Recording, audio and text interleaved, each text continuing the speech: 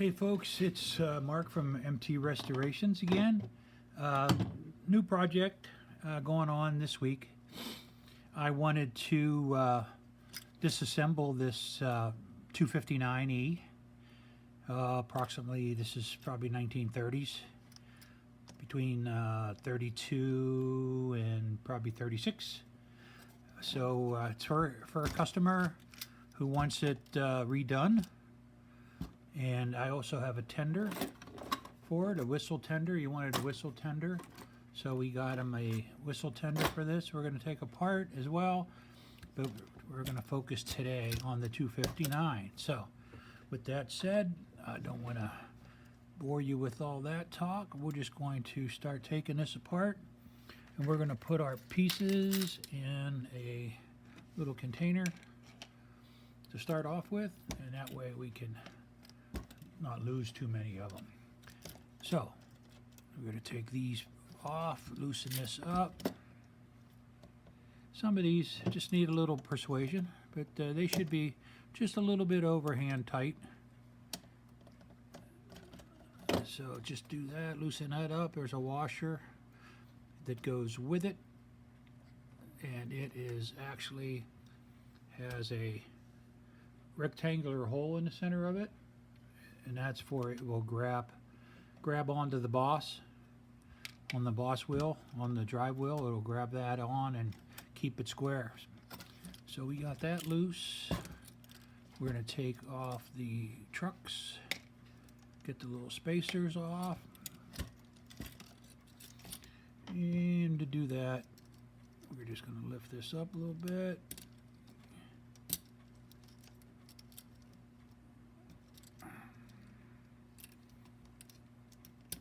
There, should do it. Whoop. There we go. Save that little clip. That's it for that. We can leave the front one on for now. Got a little nut here that holds the back side of the motor. Sometimes they're loose. This must be my other nut driver. Yeah, so we'll take that off. You can see that down in there. That nut will take the engine loose. There's a little washer, lock washer that goes with it. You can see the parts right there. Save those, of course. We want to take this out. Everything should be able to come out. So there's the motor. Wasn't too bad. It does run. I was running it on the track. It does run. The E-unit works well. The wires look original, but they're in pretty good shape. We'll check all those out before we put it all back together again. We'll clean this all up, and these crossheads are actually they're the other connecting rods. We'll leave those on there for now. So to continue where we were, we have another set of trucks here. We'll take these off. This has a horseshoe. Well, let's make it a little easier. I don't know if you have one of these out there. These are great. There's just a little saddle, and it helps keep everything steady. And that way you could work on these with it kind of moving without moving around.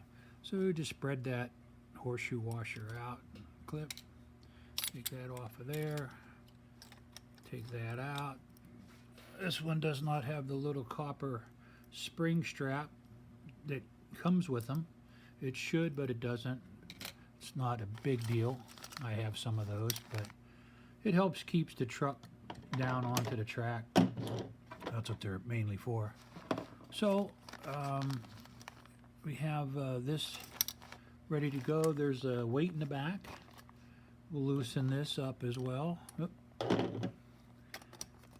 We'll take that nut out of there. There's another nut underneath the one we took off, and what that does, it supports the weight that's in the back of the cab. These 259s are a pretty powerful engine. I mean, they work really well. And with the added weight in the back, there's a little nut for that too, actually a lock washer. Put that in there and put the weight in there. So that comes out of there pretty, and there's also a weight inside the steam chest. So you do have pretty good weight distribution. The motor has some weight to it itself, and it hugs the track pretty well. It'll pull a lot of cars. So what we're going to do next is start taking apart some of these trims. We can take the boiler front off. It's a straight screw, flathead screw, right down here below. Get some a little thinner in there. We'll take that out. This gives you access to the light bulb. You have to change the light bulb, so we'll save these, make sure these don't disappear. And these tabs in here actually will hold the steam chest in place. And then there's a couple tabs under here that don't look like they're bent all too difficult to get to. I don't know if you can see those down in there, but they're hiding away. But there is two little tabs there that release the front of the boiler. These ones here release the, let's just pry them up a little bit where we can get something on them and straighten them out a little bit. There we go. Straighten this one out a little bit. There we go. See if we can get one down in there. Straighten that one out a little bit. There we go. Yeah, that's not too bad. So now we have this one, and we have this one right back here. Again, we want to straighten that out a little bit. I'm trying to keep my hands out of the way the best I can. I hope you can see that, where the tabs are. You got tabs here, here, and up underneath here inside this little groove right up under here. And that's where two more tabs are, right up in here. And that's where that's how the boiler connects. So then we have these last two. These are usually not even bent down all the way. As you can see, you just bend them out of the way a little bit. And we should be able to get that top to separate. Now we have these. We want to take these little tabs that hold the railings. We'll try not to mangle them up here too much. That one's ready to go out. This one here has a little bit to it. We'll straighten them.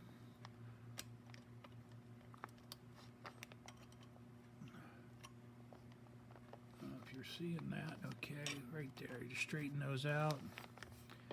And that'll release this from, that'll help take this loose from the cow catcher, as you can see. So we have that loosened, we have this spoiler loosened. Now the only thing left is these two little side plates. Got these two little boxes on the side. We want to open those up, get those tabs straightened out. They're not usually too far bent over. Hope you can see what I did there. And same thing for over here. Just kind of work them slowly. We don't want to lose any tabs on anything. There. And the same with this one here. Just work it backwards a little bit. Open it up. Oop. And we want to just flatten that out a little bit. So now we should be able to separate the two pieces. Get this off. There. So now we can take off the rest of the trims fairly easily. And you can see what's left of the frame. So we can do away with this for a moment. And we're going to need some support here. What we want to do, we got these two here. These are tough ones. You can see that. Here's one and here's one. And as I said before, these are harder, thicker metal. So what I do, I mean, I try to get the screwdriver as far under there as I can and get it to where the slot is. Then when you stand these up, you know, kind of just work them slow. Try to get them up as much as possible. Be careful not to miss and stick this through your hand. That would leave a mark. So just kind of get it down in that slot and work that up a little bit. Then you can get the rest of it with a pair of needle nose or some other pliers. So these ones aren't too bad. The ones under here, boy, they're really tough, and they're really hard to get underneath and pry on them. They're just really difficult. So what we want to do next is loosen that up. So what I'm going to try to do is loosen them with some needle nose where I can get a grip on one and just kind of turn it back. See if we can, maybe this one. Boy, they're going to be there. These ones are going to be tough. So we just got to work, try to get underneath them. It's going to be tough. Yeah, it's starting to open up a little bit, so that helps. There. Okay, so not too bad. Now this one here, we can get under it a little bit. There. We don't want to wiggle that one too much. They will snap off. I've had that happen several times. So these ones here, you got to really be careful of. Same now. Here's another one.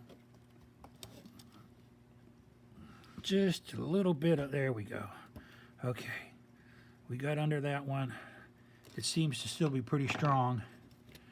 So, now these ones have already been loosened. So we want to just be able to work this off. There we go. Okay. So, these can stay on or they could be removed. I'm going to remove them because we're going to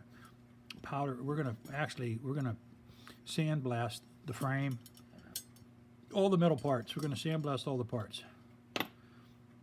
And then we're going to redo them different color. So there's the weight I was talking about. It's in there with a pin. You can see that. If you're looking at purchasing a 259, try to get one. It's got the weight in the back, the weight in here. It's important because it does give you added weight when you need it. It's, you know, it helps the engine pull, because you do want it, the engine will spin if it does not have the proper weight as you're trying to pull a load of cars. So anyway, so there's that. We move this out of the way, put these in our little container here. We'll get back to that after. So now we have a few pieces in here of the trims to get off. Not a big deal. This you can use, I like to use a little X-Acto knife. Make sure the blade's kind of snug. Just to start them, you know, get them. They're not that hard or thick of metal, and this helps get under them and get them started. Better than a screwdriver. Screwdriver sometimes is just a little bit too much. And again, be careful. These are thinner. Any real sharp movements, taking them, opening them up, will sometimes snap those off. These, once you get them lifted, you can get them with your fingers. It's pretty easy. These little guys come out fairly easily. Just kind of work it out of your way. The boiler kind of goes down first and they go afterwards, so you can see they fall out fairly easy. And then the boiler tops the water dome and the sand dome, or is what these are. These are in pretty good shape. It's got a little bit, looks like somebody was pounding on that a little bit back in the day, playing with them. It happens. We'll try to pound a few of that back out. Same with the smokestack. Just give a little tap on there. Oh, the stack went flying. Where? There it is. We'll get that afterwards. No problem. It's under the table, as long as I know where it's at. So this little guy here, just a red lens, goes over the hole, represents heat, flame, gives a little bit more real looking. When you look down there, the light's on back here, so it'll light up red through the chimney. It's kind of cool. Gives it a cool look. So we want to close these to get them out.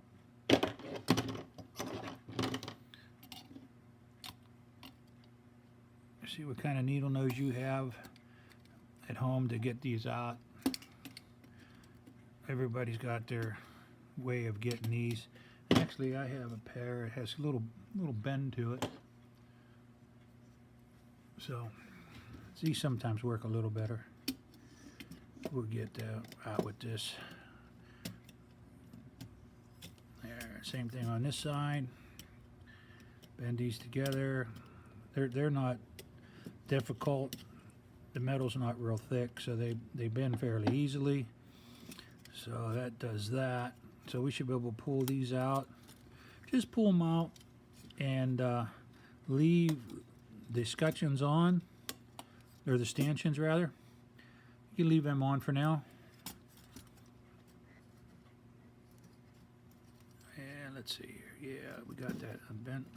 Sometimes they need a little persuasion. Just get a screwdriver, lift on both sides of the stanchion with one with a little wider blade. Just to, there you go, start it.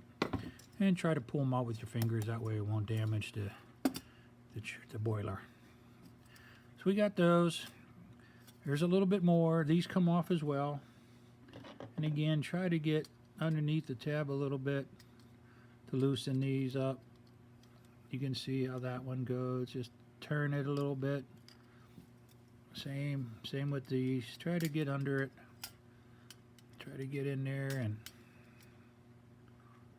let's see if we get something a little thinner in there.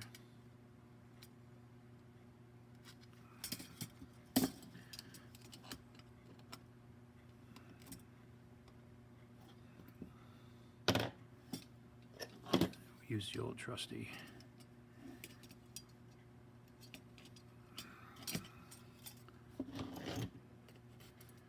X-Acto knife here. Get that in there. See if we can. There we go. Get under it a little bit. Work it up. Get under it a little bit. Work it up. And get your favorite little needle nose. Try to stand them up a little bit more.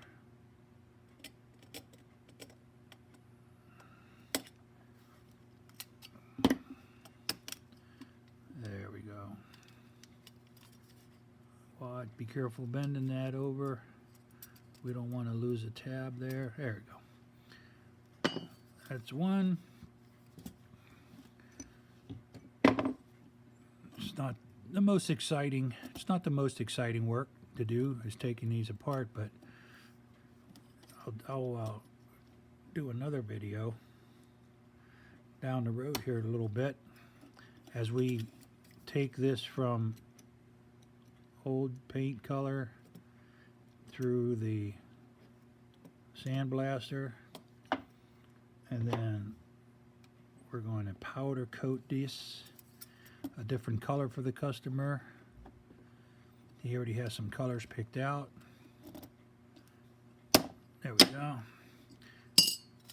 This also comes apart. I don't think I'll need to do that right now.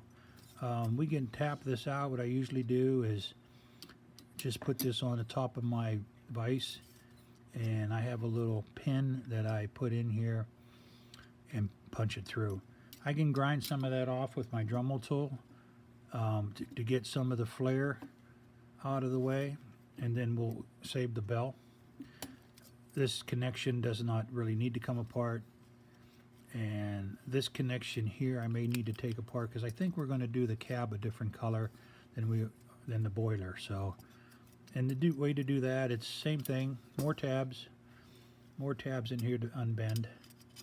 So we got this one here, got this one here,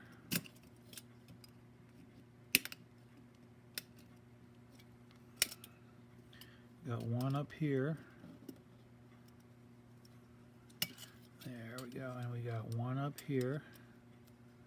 Sometimes you can get them through the window. It's a little easier. Then see if you can get your little needle nose in there to pull that up the rest of the way, or most of the way. Oh, I see this one here still bent a little bit. So let's see if we can straighten that one out. There we go. There. So I think this part will be a different color than the rest. So then the last couple little pieces, again, these are really thin. These are really thin to get to, so just use a little X-Acto knife. Works best, or any little blade. Get under there, and you can work them with your fingers for the most part. Stand them up the rest of the way, or use your screwdriver. Just turn them and turn your screwdriver. Stand those up.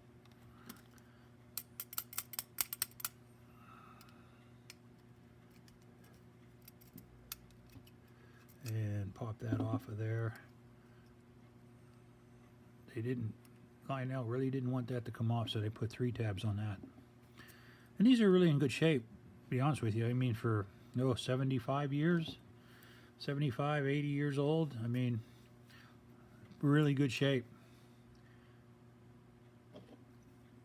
The paint job on the front of these have made it through probably a lot of trips around the track, through a lot of kids' hands, throwing things at the train, having train wrecks, doing who knows what with some of these, running other cars into them. You can get your little blade underneath there too and help get it started. Get those tabs out of there, and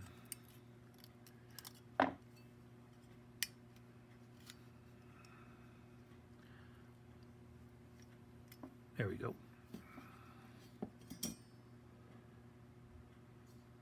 So we'll put these in our little container. We'll be back to that. Put all the little teeny parts in the container. Kind of keep all that to one place. What I do then with these, with the railings, I just kind of slip these off. They all come either end, either way, they'll fall off. And then I just steel wool everything with some steel wool. They come really clean. And you can do the same thing with the stanchions. Hit them with a little steel wool. You're going to hit them with your Dremel tool with a little wire brush. Whatever works better for you to clean up those nickel plated parts. Now, this one has a little damage. You can see somebody they probably fell while the engine was, put their hand, fell, and kind of hit the roof and pushed it down, bent the window frame. So I've seen worse on them, but I get my lineman pliers and just try to get the flat part in here and squeeze and get that straight again best we can. And like I said, once it's powder coated, sandblasted and powder coated, it's not too bad. This one here has just a little bit in it, a little bit of a kink. Not bad at all. Pretty good, pretty good. And the roof itself's got a little ripple in it. Now it is a curved piece, so I use something a little bit smaller. This has a rib right on the end, so you don't really want to take that rib away. So I kind of work within the rib and try to get some of that out of there. Work it out with your fingers, your thumb. For the most part, just get a little pressure in there and try to get that back rounded again. That's not too bad right there. It's got a little kink down here. Just put a little pressure on that there. You can see something might have hit here. I just use my little and pull up a little bit. So, not too bad, not too bad. It's got a little bit of a ripple. Once I get it sandblasted and the paint off, I'll take that and I'll run this actually over my anvil and put this on the anvil and tap this down with a rubber mallet, and that'll take the shape a little bit better. But for doing it by hand right now, that's not too bad.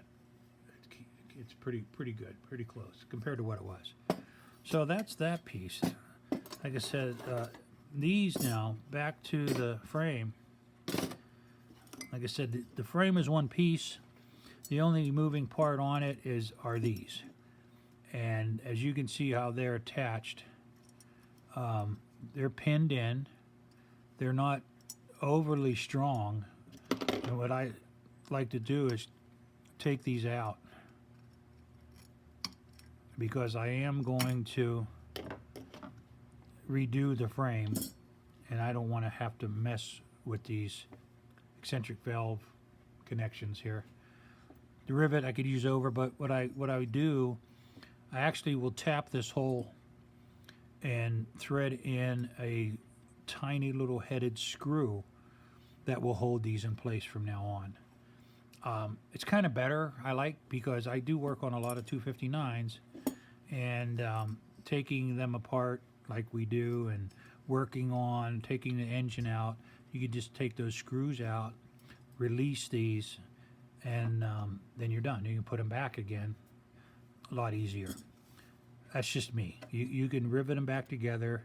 Rivets are still available. These rivets will probably still work. They just have to be manipulated a little bit to be able to push back in and tap the hole again. So these will be wire brushed and cleaned as well. So the frame is ready to go. So, like I said, to the sandblaster, and I got company.